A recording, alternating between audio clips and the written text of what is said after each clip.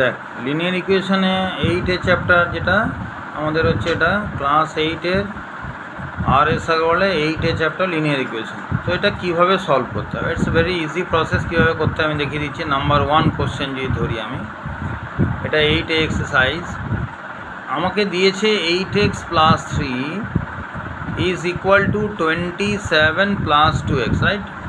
এবার আমার অবজেক্টিভ হবে to find the value of x.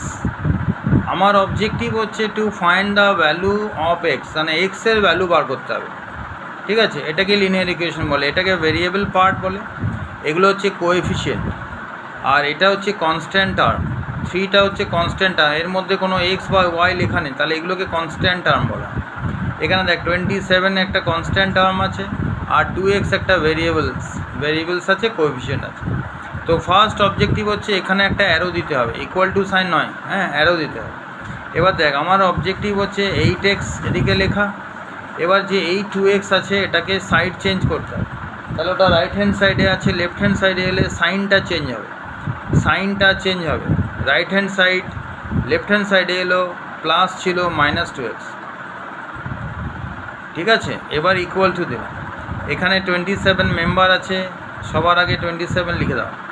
এবার দেখো এদিক থেকে কনস্ট্যান্ট টার্ম +3 এপাশে যাবে, লেফট টু রাইট যাবে, সাইনটা চেঞ্জ হবে, প্লাস আছে মাইনাস হবে, এটা হচ্ছে অবজেক্টিভ। আবার অ্যারো দাও, দেখো 8x - 2x কী হবে 6x, হ্যাঁ ইজ ইকুয়াল টু দেখো 27 - 3 কী হবে 24।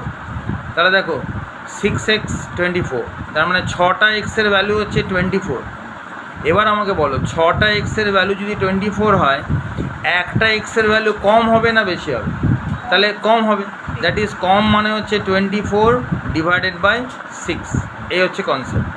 তাহলে 6x এটা বুঝতে হবে, 6x এর ভ্যালু যদি 24 হয়, একটা এক্সের ভ্যালু কম হবে, তাহলে 24/6। তাহলে এবার ভ্যালুয়েশন করো 6-এর টেবিলে, 6 4 দ্য 24। তাহলে what is the value of x? তাহলে আমরা কী পেলাম, এক্স ইজ ইকুয়াল টু 4, এটা হচ্ছে আমার আনসার, ঠিক আছে? এইভাবে তোমাকে লিনিয়ার ইকুয়েশন সলভ করতে হবে।